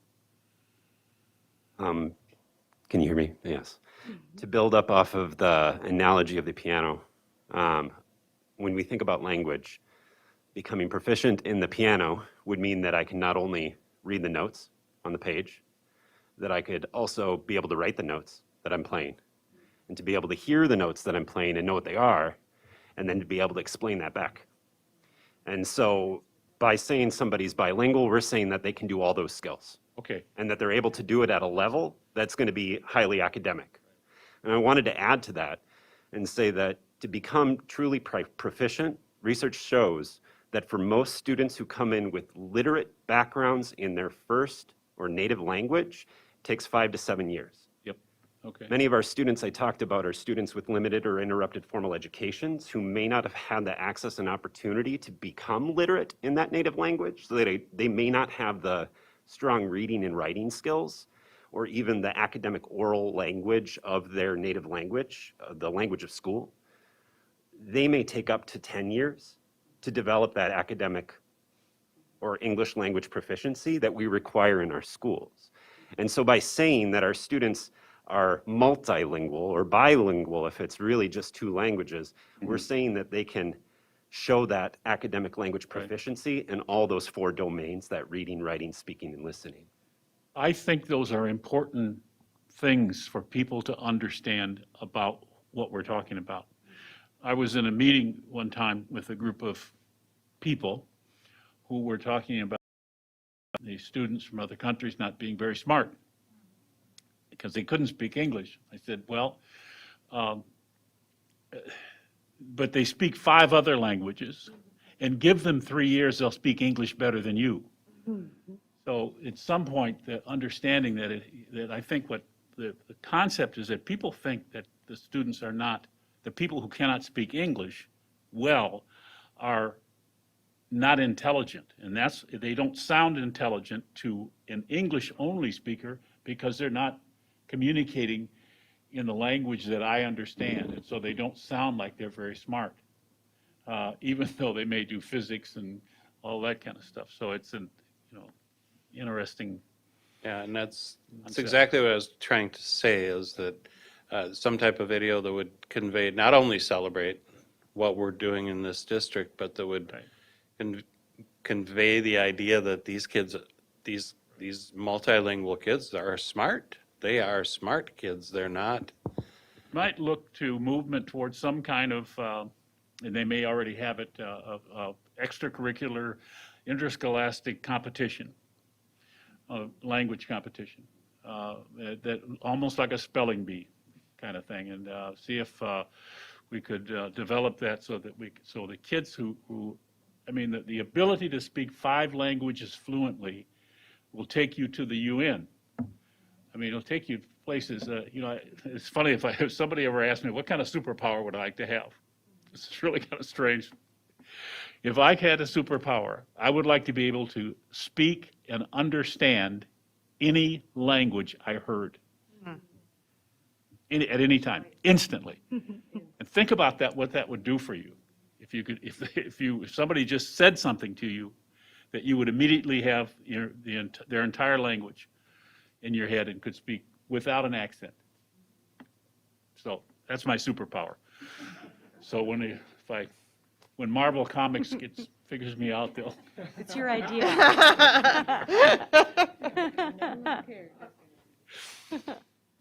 Thank you, though. I'm impressed with the way you do things, and I've known you for some years, and I actually subbed in Graham's class one time, and I've always been impressed, and even at South, listening. If you haven't been there and listened to him do his calming things in the morning, and it's an interesting concept. And let me give you my compliment. The one I can give you. If you ever see the movie Gifted Hands, which is about the doctor, Carson, I can't think of his first name right now. What's important about that movie, and the thing I always thought about Graham when I see him working with kids, is there was a point in the movie where they were talking about obsidian. And the science teacher said to the Carson, said, I need to see you after school. And Carson was afraid, And he said, did I do anything wrong? No. And he said, he had him look in a microscope and whatever. But the point is, his words were, I'm going to change your life. And I've watched you in classrooms and have always been impressed about you with in the picture they have of you out here with the kid is just tremendous in terms of what you do with students. And I want to commend you for that. And so I already told him that, but. Dr. Green, thank you so much. You embarrass me, and you would probably see these You blushing deserve to be cheeks if otherwise, but no, I appreciate it. Thank you. And that's why we have him now coaching teachers. How long have you had this multilingual SEAL program? Is this the first year? It started in California in 2010, but it's now statute. It's now Minnesota state law. And I think that's been since 2015. It's our second year here in the district. Okay, I was just wondering, I had a student or a child that was learning French, and I don't know if she ever took the exam or not, if it was offered or if she took it. That's why I was asking how long it's been around. Natalie?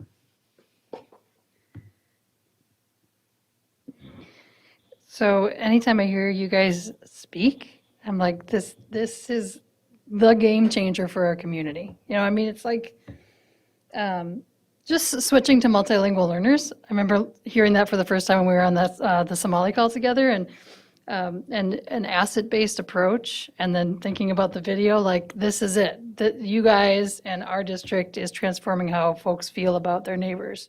And so that's a beautiful thing that I'm not going to cry about right now. And a couple more things. I'm wondering, so whenever I see pictures of co-teaching, I always see it in the elementary classroom. How does that work at middle and high school level? I'll touch on this a little bit, Natalie, as I am a former co-teacher myself at the middle school level. Wonderful.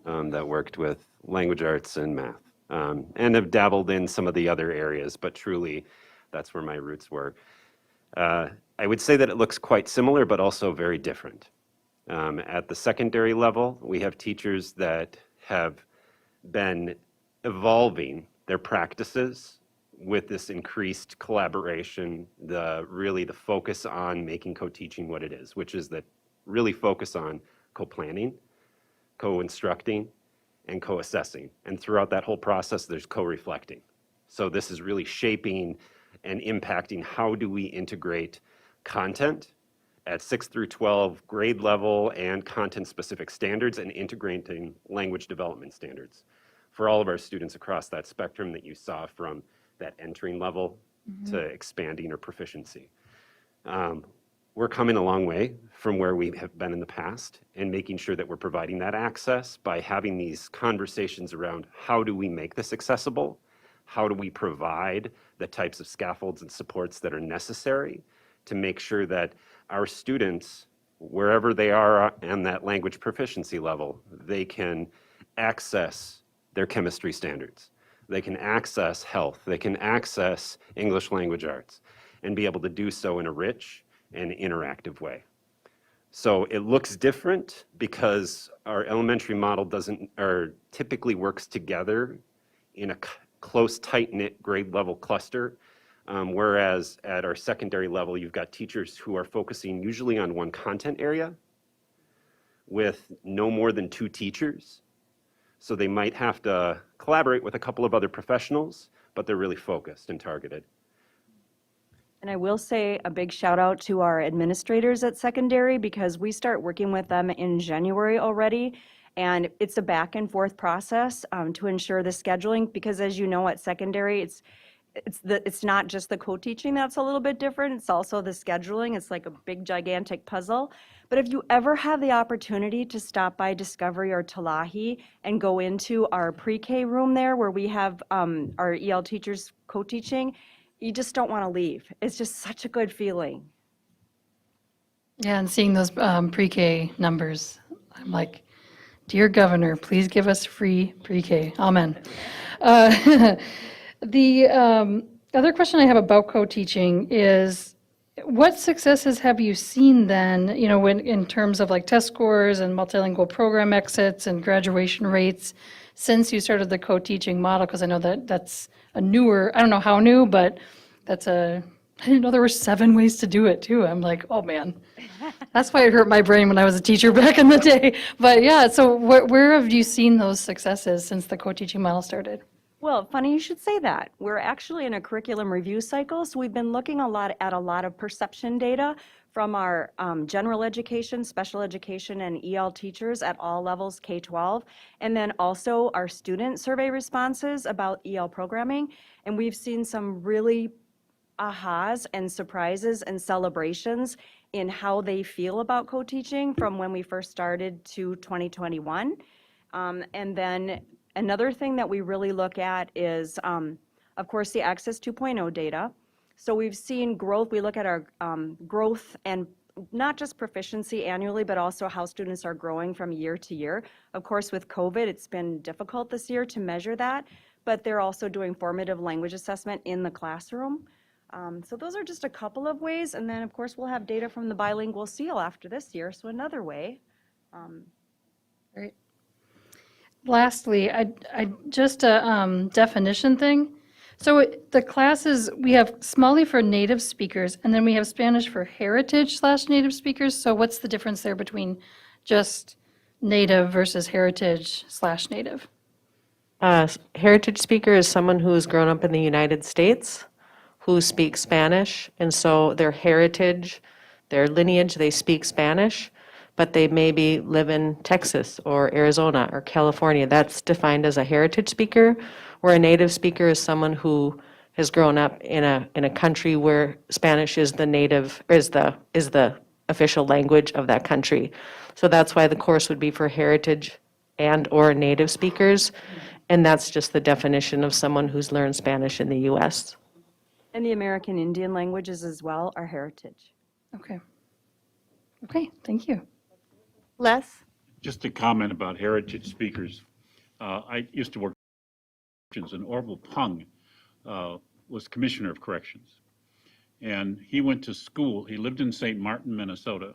And on his first day of school in kindergarten, he only spoke German. He did not know how to speak English because his family and community spoke only German in St. Martin, Minnesota. And that was 70-some years ago. But there are a number of people. If you go back in the history of this school district, there were a lot of kids who came to school their first day not speaking English. I mean, I'm not talking about a little bit. They just didn't speak English at all. So it's I kind of get the heritage speaker. It's like, you know, you live with your grandmother who speaks Norwegian and doesn't speak English, and you learn how to ask for food.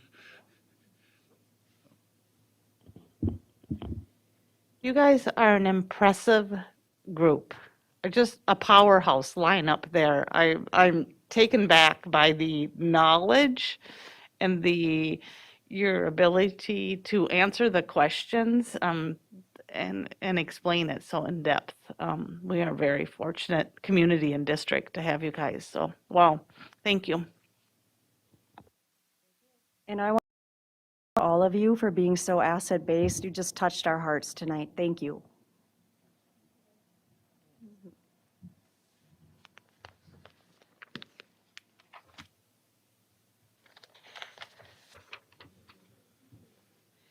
Okay, last up tonight, we have graduation plans presented by Dr. Laurie Putnam, Assistant Superintendent for Secondary Education. Thank you so much. I'm going to grab this TV.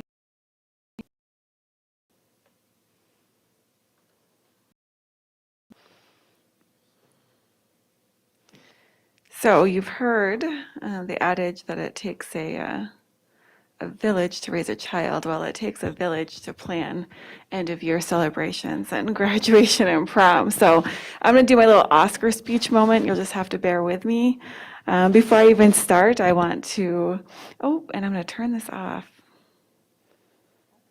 How do we turn these off? Oh, well, that's not gonna, yeah, you may have to put up with the, there it goes. So I need to say thank you, first of all, to our administrators, our building administrators, particularly to Justin Scalarud, Molly Kenzie, and Cindy Patton. They have been instrumental in leading this work. And I also would be. Dr. Putnam? Yes. Can I just add one thing as you're saying thank you to those folks? Yes. They are actually listening at the moment, They are. live streaming, Yes. to make sure that she does not screw this up. He Just so you is know. not lying. He's not. He is not. So, and then I also need to, I'd be remiss if I did not say thank you to our advisors, our faculty advisors, Shannon Backlund at Tech and Karina Sebastian at Apollo. And last but not least, our students. They have been integral to this planning effort. We could not have done it without them and their support. So I want to recognize the hard work that they have all put in. And I also need to start with a caution. As you know, or you may not know, Governor Walz will be speaking tomorrow. And so we know that as our community and state health evolves, so also does the guidance from MDE and MDH. And currently, all of our plans meet MDE and MDH guidance. As that changes, so will our plans. So what I am sharing tonight is accurate as of tonight, and then we will keep you and our community updated after tomorrow. Throughout the entire year, the entire spring, but specifically regarding end-of-year celebrations, our goals were to partner with our students, families, and staff to create celebrations that meet their dreams, their hopes. Additionally, like we've done all year, our goal is to keep our community safe and to meet MDE and MDH guidelines. So we're going to start with elementary and middle school celebrations. Our elementary and middle school administrators and staff are also working very hard to recognize the hard work, resiliency, dedication of their community. So we will have several fifth grade celebrations and fond farewells across the district.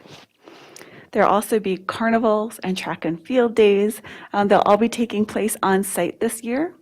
And because of COVID restrictions, we won't be able to invite our families into our buildings as we would in past years.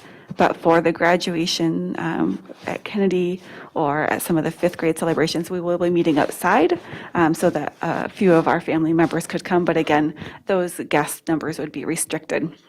Our middle schools will also be doing spring flings and student showcases. You can read that. Talent shows as they do every year. And then at Clearview, they have a tradition of doing a artist in residency where they learn a dance and through a 2-week intensive learning opportunity, and then they do a performance at the end.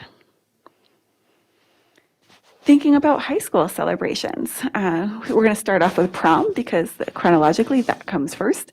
McKinley will be doing a day prom. All students and staff are going to be invited. It'll be at the end of the day, and it's really a celebration of their McKinley Panther community. Apollo and Tech proms are in the evening. And those are being offered this year to juniors and seniors only because we have a 250 attendance limit. They will be the Grand March, I apologize, not the prom, will be live streamed. That begins at 7:30 p.m. And based on current guidance, we're able to allow 1 spectator per student into the Grand March.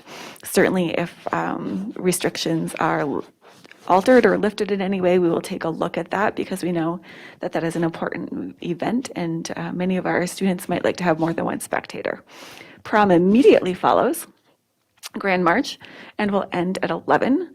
Our students, again, based on MDE and MDH requirements, are going to be potted in groups of 6. They'll be asked to arrive together, and then they will be participate in the prom in their pod of 6 that will be spaced 6 feet apart.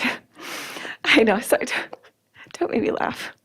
So it'll be, and what's, I wish I could show you, I've got these videos that Justin sent me of our Apollo students. We had students in their 6 in their pods, and then they taped off squares of 6 feet, 8 feet, and 10 feet. So we could really understand. Then they did the Cupid shuffle, and it was just adorable. So they really helped us design what that spacing needed to look like to maximize the fun and enjoyment of the evening. Thinking about getting ready for graduation and what that might look like for our seniors, Monday, May 24th will be our last day. Certainly if students have a final chemistry or physics exam, an English paper they need to turn in, then we would still hold that expectation. But after the May 24th, seniors would not be coming into the building for class. We will be holding device collection, so getting those laptops back from our seniors on the 24th and 25th. As they hand us their device, we will hand them their cap and gown. And that's also when they will pick up their graduation tickets.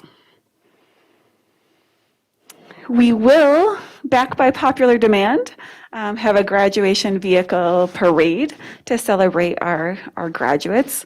You may recognize this person here on the screen enjoying the graduation parade from last year.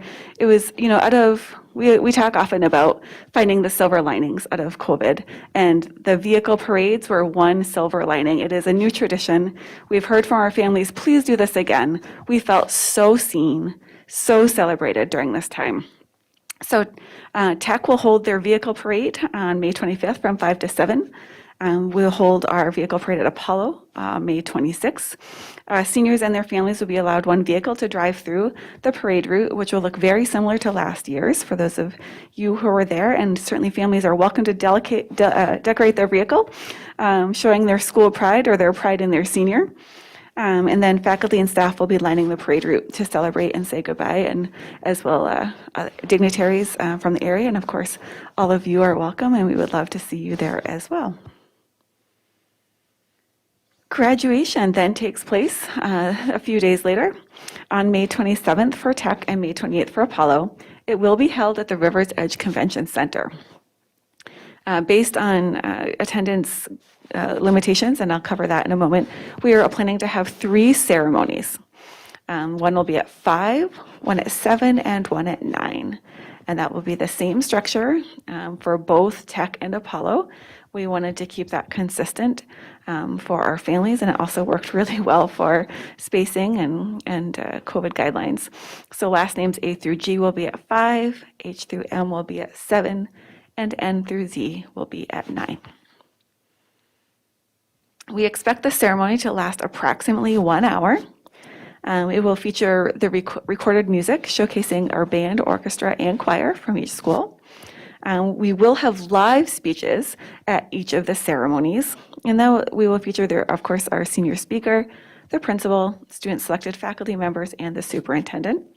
We'll then, of course, award the individual diplomas and present the class of 2021 who is present at that ceremony. For families, key information that they need to know. We will have, we are allowed 775 attendees. We have worked closely with the River's Edge Convention Center staff. They have been just incredible partners to us, and we appreciate them. Based on the number of graduates and the folks who are attending, the dignitaries, and the families that we can fit in, we can allow 4 tickets per graduate currently. Again, if that changes, then we might be able to adjust the number of tickets per student upward. But at this time, we can fit 4 tickets, 4 family members per graduate. Families will be seated in pods of 4, which will be spaced 6 feet apart, and we will expect them to do the Cupid shuffle in there. No, just checking. Because we have 2 hours per session, we do need families to exit as soon as the ceremony is over, because we have to sanitize that entire space between and then bring another group of families and students in.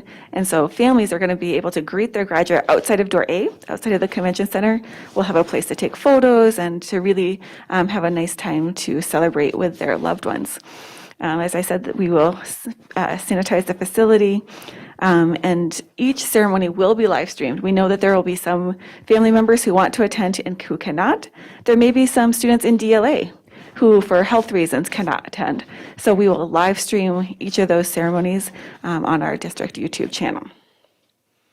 We will also offer a virtual graduation. This was another thing that we did last year that was very popular, and families asked us to do this again. So, and we also know that we want our entire class to be able to be present together, even if only virtually. So at 9 o'clock each night of the appropriate school, so on the 27th for Tech, the 28th for Apollo, we will present a virtual graduation with the speeches, the music from the bands. We'll play Pop-Up Circumstances as each photo of the graduate is shown, and then their name will be read, and that will be available that evening also. So again, thank you. We appreciate the patience of our families and welcome any and students as we've put our plans together, and we welcome any questions. Just clarification on the vehicle parade. It's the 24th and 25th? I'm terrible at dates. I think it's the 25th and 26th, but we're going to go back because I'm notorious for getting it wrong. Well, I've got it wrong if that's not it. 25th, 26th. So it is the 25th, that is Tech. Yes. And the 26th, so 25th, yep, and 26th is Apollo. Yes, from 5 to 7. Wait, 26th? Yep. So on the 25th, that's Tech. Yep. And then Tuesday, yep. And then on the 26th is Apollo. Also that evening, because it's board members, is the ABE graduation ceremony. So just so you know, that's a double duty type evening. And all of this information will be sent, actually, as soon as I said thank you, Al Johnson and Molly and Justin are watching, and they press send as soon as I said thank you tonight. So information has now been sent to our families and to our staffs, and we can make sure that all of this information is available to our board members, and you will get your personalized invitations so that you can know exactly when the dates are and hopefully join us in celebrating. Last year, the students received their diplomas during the parade, but this year it's just a parade, right? And the diplomas are coming on the River's Edge? Is that Yes, yep, that is correct. We will hand out diplomas that evening. right? Scott?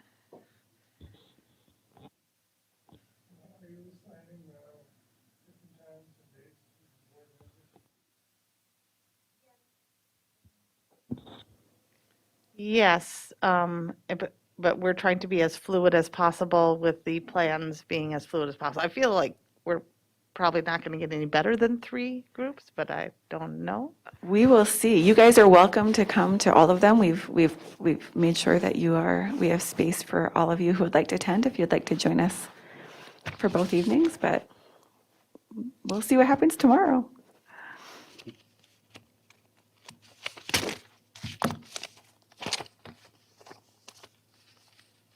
Okay, any other comments? One last comment. So I made the comment that staff and admin was watching, but also as my phone is sitting here, there were students that were paying this real attention this evening. And so no pressure, Dr. Putnam. Just wanted you to know that. It is what it is.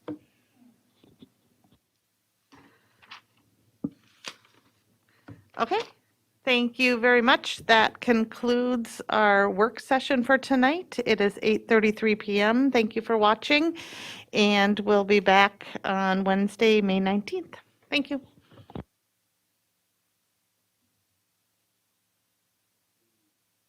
So the meeting's over and this is not on. Are we off? It's okay. Okay. Assume